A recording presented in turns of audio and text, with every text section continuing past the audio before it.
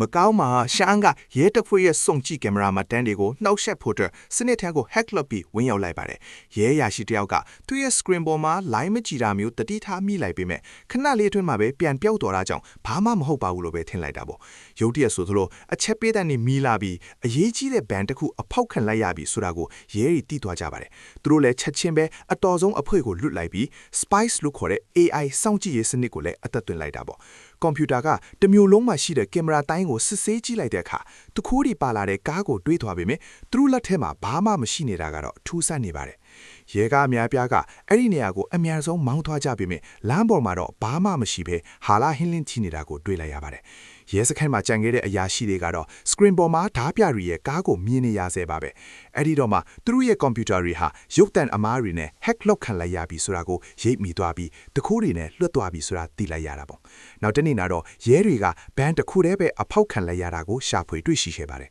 ။အဲ့ဒီဘန်တိုက်ကဒေါ်လာ1,500တန်ဖိုးရှိတဲ့သူ့ရဲ့ crypto account password ကဝတ်ကိုမဆုစာအုပ်ထဲမှာသိမ်းထားတဲ့ချမ်းသာတဲ့စီးပွားရေးလုပ်ငန်းရှင်တယောက်ပိုင်တာထင်နေပါတယ်။မကောက်ထာဝါမှာတော့သူခိုးတွေက digital ပိုင်ဆိုင်မှုစီမံခန့်ခွဲရေးကုမ္ပဏီအခုရဲ့ရုံးခန်းတွေကိုစီးနှင်းလိုက်ကြပါတယ်။ဝန်ထမ်းအချို့အရိုက်ခံလိုက်ရပြီးမကြခင်မှာပဲဝန်ထမ်းအားလုံးဓာစာခန်းခေအဖမ်းခံလိုက်ရတယ်ပေါ့။ဝန်ထမ်းကယောက်ကိုကုမ္ပဏီရဲ့စာပါခန်းတကာဖွင့်ခိုင်လိုက်ပြီးရှောင်းစင်ကတော့ဇန်ဝင်ရောက်အသုံးပြုလိုက်ဖို့ကွန်ပျူတာကနေခွင့်ပြုလိုက်ပါတယ်။ကိုဖွက်ထားတဲ့ password ရဲ့ကျန်တဲ့တဝက်ပါတဲ့ file ကို download ဆွဲနေတော့ပါပဲဒီကုမ္ပဏီကနိုင်ငံရဲ့အရေးအကြီးဆုံး crypto ပိုင်ဆိုင်မှု CEO အပါဝင်အရေးကြီးတဲ့ဖောက်တဲ့အများပြားနဲ့အလုပ်လုပ်နေတာကိုသူတို့တတိထားမိသွားကြပါတယ်။အဲ့ဒီ CEO ရဲ့အကောင့်ကစစ်ပတ်ဆိုင်ရာအဆင့်အကာအကွယ်တွေနဲ့တိစောက်ထားပြီးတန်ဖိုးကတော့10 billion တောင်ရှိတာပါ။အဖွဲ့ခေါင်းဆောင်လန့်ကအချိန်မဖြုံးဖို့ပြောနေတာကိုဂယုမဆိုင်ပဲဇန်ကအဲ့ဒီအချက်အလက်တွေကိုပါကူးယူဖို့ရှောက်စင်ကိုခိုင်းလိုက်ပါတယ်။အဲ့ဒီချိန်မှာပဲရဲတွေရောက်လာတာကြောင့်တခိုးတွေကဓားလေကားစီကိုအပြေးလွှားသွားကြပါတော့တယ်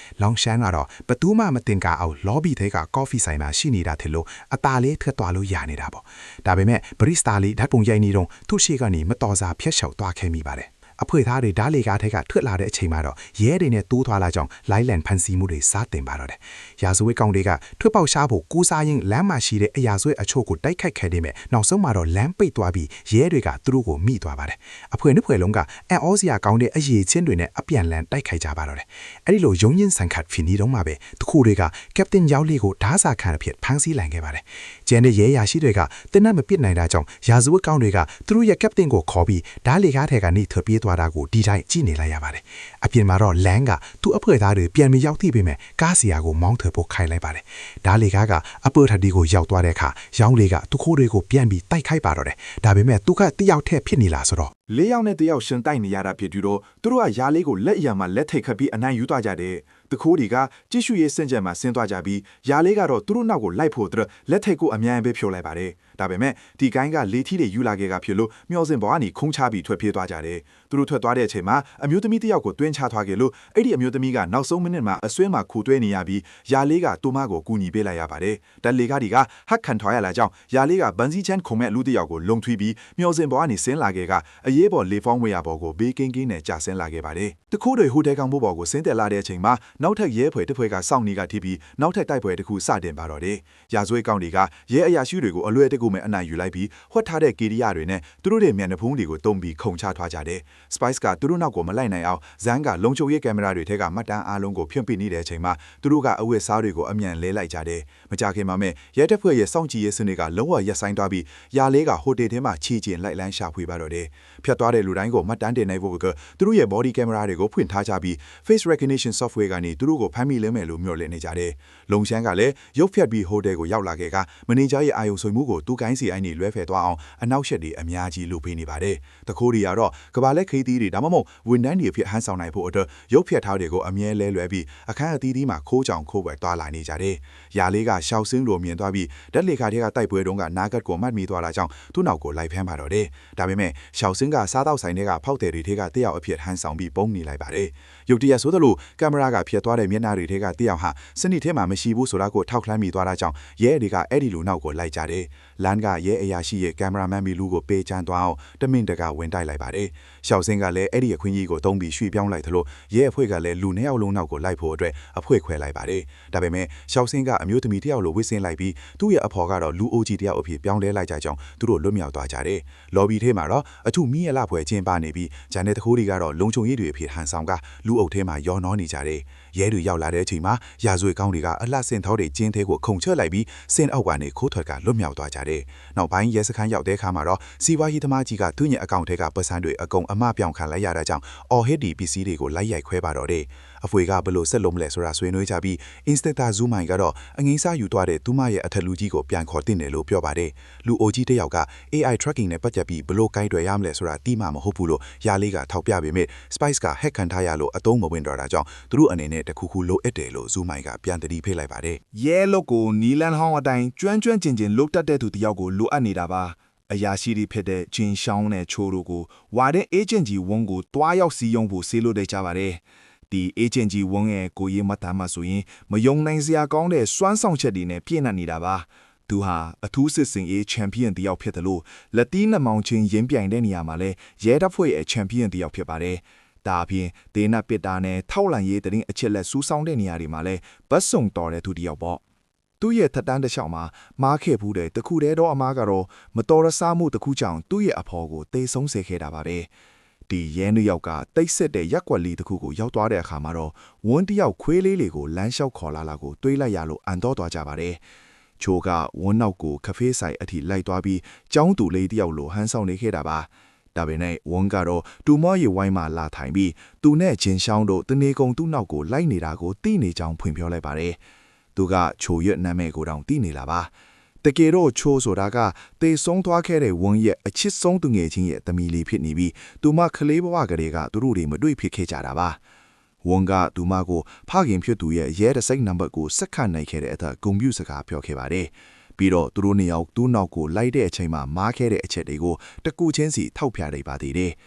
ဂျင်ရှောင်းမတိလိုက်ခင်မှာပဲသူ့ရဲ့ရဲတစိမ့်ကိုတောင်ဝန်းကခိုးယူထားလိုက်ပါပြီခဏကြာမှာတော့ဝန်းကရဲစခန်းကိုရောက်လာပြီးရဲတွေရဲ့ body cams တွေနဲ့ဟိုတယ်ကရခဲ့တဲ့ footage တွေကိုစစ်ဆေးပါတော့တယ်။မိနစ်ပိုင်းလောက်ကြည့်ပြီးတဲ့နောက်မှာတော့ဝန်းကတခိုးတွေအားလုံးကိုအလွဲတကူပဲရှာတွေ့သွားခဲ့ပါတယ်။ဘာလို့လဲဆိုတော့တခိုးတွေကကင်မရာတွေအလုံးလုံးနေတုံးလားဆိုပြီးလှမ်းကြည့်ခဲ့ကြလို့ပါပဲ။ကွိုင်းသားတွေပုံနေတဲ့နေရာမှာတော့လောင်ရှောင်းကဇန်းကိုရိုက်နှံနေပါတယ်။ဘာလို့လဲဆိုတော့သူတို့ရဲ့အချိန်တွေအလားတားဖြစ်သွားပြီးအဖမ်းခံရလူနီးပါးချစ်ခဲ့လို့ပါပဲ။ရှောင်းစင်းကဝင်သားတဲ့အခါမှာလဲလောင်ရှောင်းကသူ့ကိုပါထပ်ပြီးရိုက်နှံလိုက်ပါတယ်။လောင်ရှောင်းကနှစ်ပေါင်းများစွာပုံအောင်နေခဲ့ပြီးမှအခုလိုကင်မရာထဲမှာပါသွားတဲ့အတွက်အရန်ကိုဒေါသထန်နေတာပါ။အဲ့ဒီနောက်မှာတော့ရန်ပွဲတွေထိပြီးလောင်ကဓာတ်ထုတ်လိုက်တဲ့အတွက်တခိုးတွေအားလုံးဝိုင်းဖြောင်းပြလိုက်ရပါတယ်။တခိုးတွေရဲ့ဓာတ်ပုံတွေကိုစူးစီးကြည့်လိုက်တဲ့အခါမှာတော့ကုတ်အင်ကြီးအရှိကြီးဝတ်ထားတဲ့လူတစ်ယောက်ကိုဝန်းကသတိထားမိသွားပါတယ်။ဒီလူက footage တွေထဲမှာခဏပါနေတာပါ။ကဖေးဆိုင်ကဝင်ထမ်းပေးလိုက်တဲ့ဓာတ်ပုံကိုရဲတွေကရရှိသွားပြီးဒီလူဟာလဲခွိုင်းထဲကတယောက်ပဲလို့ကောက်ချက်ချလိုက်ကြပါတယ်။ဝန်ကတော့အရင်ကအလိုရှိခံထားရတဲ့ shadow လို့အမည်ရတဲ့ agent ဟောင်းတယောက်အကြောင်းကိုသတိရသွားပါတယ်။သူဟာအထူးအဖွဲ့မှာတာဝန်ထမ်းဆောင်ခဲ့သူတယောက်ပါ။စစ်ပွဲအတွင်းကလောက်ကျန်တပ်ဖြတ်ရေးအဖွဲ့မှာပေါင်းနေသူပေါ့။သူကချမ်းသာကြွယ်ဝမှုကိုရှာဖွေဖို့80ခုနှစ်ဒီမှာရဲတပ်ဖွဲ့ကနေထွက်ခဲ့ပြီး1999ခုနှစ်မှာတော့ဘာအစားနာမှမကြံအောင်ပြောက်ကွယ်သွားခဲ့တာပါ။ဒီလေဝက်ဆန့်ကျဲတဲ့သူဟာတကြော့ပြန်ရောက်လာတဲ့အရေးတစ်ခုလို့သူကယူဆနေပြီးသူ့ကိုရှာဖို့စောင့်ကြည့်ရေးအခွဲတစ်ခုဆီလိုချင်နေပါတယ်။ Zumi ကလို့ Spice ကအစားထိုးလိုက်ပြီးဖြစ်လို့အခုချိန်မှာစောင့်ကြည့်ရေးအခွဲမရှိတော့ဘူးလို့ရှင်းပြပါတယ်။ဒါပေမဲ့ဒီအမှုအတွက်တော့အရေးပေါ်အခွဲတစ်ခုဖွဲ့စည်းဖို့သူ့ကိုခွင့်ပြုလိုက်ပါတယ်။ဒီလောက်တိုးတောင်းတဲ့အချိန်တွေမှာဘသူကမှလေ့ကျင့်ပြလို့မရနိုင်ဘူးဆိုပြီးဝေါင်းကတော့တန်တရားဖြစ်နေတာပေါ့။နောက်ပိုင်းမှာတော့ဂျင်ထဲမှာချိုးကလေ့ကျင့်ဖို့စူးစမ်းနေပေမဲ့တခြားရဲတွေကသူမဟာရဲတယောက်ဖြစ်ဖို့အရန်သေးလွန်းနေဆိုပြီးလောင်ပြောင်နေကြပါတယ်။ချိုးကသူတို့ကိုလစ်လူရှုဖို့စူးစမ်းပေမဲ့နောက်ဆုံးမှာတော့စိတ်မထိန်နိုင်မဲ့သူတို့ကိုပြန်တိုက်ခိုက်လိုက်ပြီးသူတပည့်ကြီးရှေ့မှာတင်အရာရှိတယောက်ကိုအလွဲတကူကလေးဖြိုလိုက်ပြလိုက်ပါတယ်။ဒါတွေကိုဝေါင်းကမြင်သွားပြီးဒါဟာသူတို့ရဲ့လေးစားမှုကိုရရှိစေတာပဲလို့ဒီရဲမေလေးကိုတည်တံ့ချီးကျူးလိုက်ပါတယ်။ညနေပိုင်းမှာတော့ဝေါင်းကခေါင်မိုးပေါ်မှာတောက်ရင်းနဲ့ချိုးရဲ့အဖေတေဆုံးသွားတာကိုတတိရနေတာပါ။သူတငယ်ချင်းကိုလွှမ်းဆွတ်တဲ့အနေနဲ့သူမကိုကောင်းကောင်းစောင့်ရှောက်ပါမယ်လို့လည်းကတိပေးလိုက်ပါတယ်။နောက်တနေ့မှာတော့ဝေါင်းကစောင့်ကြည့်ရေးအဖွဲ့ကိုလေ့ကျင့်ပေးတော့မယ်လို့ကြေညာလိုက်ပြီးချိုးလဲစရင်သွင်းလိုက်ပါတယ်။သူတို့ဟာရဲတွေဆိုတာကိုရေးမိမသွားအောင်ဘလို့လှုပ်ရှားရမယ်ဆိုတာနဲ့ဘလောက်ပဲအရေးမပါတဲ့အသေးစိတ်အချက်ကလေးတွေဖြစ်ပါစေအကုန်လုံးကိုမှတ်မိနေအောင်သူကတင် ချပေးပါတယ်။လမ်းပေါ်မှာပထမဆုံးရဲအနေနဲ့ဒီအဖွဲ့ဟာလူမိမသွားအောင်အရာသားတွေအဖြစ်ဟန်ဆောင်ကြပေမဲ့ဝေါင်းကတော့ချိုးကိုသူ့ရဲ့လျှို့ဝှက်လက်နက်အဖြစ်သတ်မှတ်ထားလို့သူ့ဘေးနားမှာပဲထားပါတယ်။ တယောက်ယောက်ကအမားလိုလိုက်တိုင်းဝန်ကသူတို့ကိုစူးဖို့အတွက်ဘန်ကားဘော်ကနေဆင်းဆင်းသွားတာပေါ့စနေရက်ကြားပြီးနောက်မှာတော့ဇန်က long AACC နီးနိုင်ဖို့နဲ့သူတို့အားလုံးအပြီးတိုင်အနားယူနိုင်ဖို့အတွက်နောက်ဆုံး mission တစ်ခုကိုစီစဉ်နေပါတယ်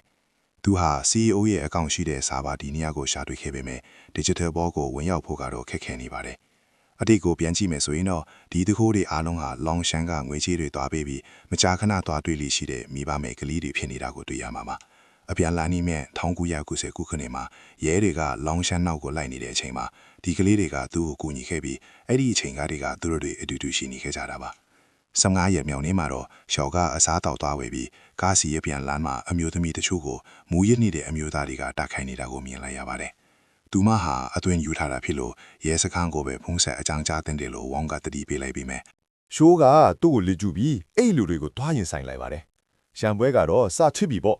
သူမဘက်ကလည်းလက်တီလက်မောင်းတန်းပြီးပြန်ချနိုင်ခဲ့ပြီမဲ့တយ៉ាងသေးရင်ဆိုင်မှုကတော့လူရင်အားကအယမ်းများနေခဲ့ပါတယ်အဲ့ဒီအချိန်မှာပဲဝုန်းရောက်လာပြီးစက္ကန့်ပိုင်းအတွင်းမှာတင်အဲ့ဒီလူအားလုံးကိုအလွယ်တကူနိုင်နေလိုက်ပါတော့တယ်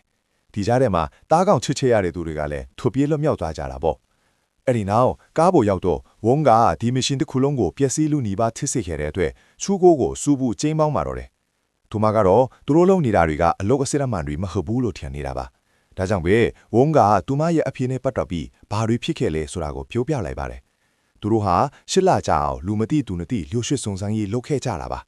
အဲ့ဒီတုန်းကလူငယ်လေးဖြစ်တဲ့ဝုန်းကဘာမှမလုပ်ပဲငင်းနေရတာကိုညင်းငွေ့နေခဲ့တာပေါ့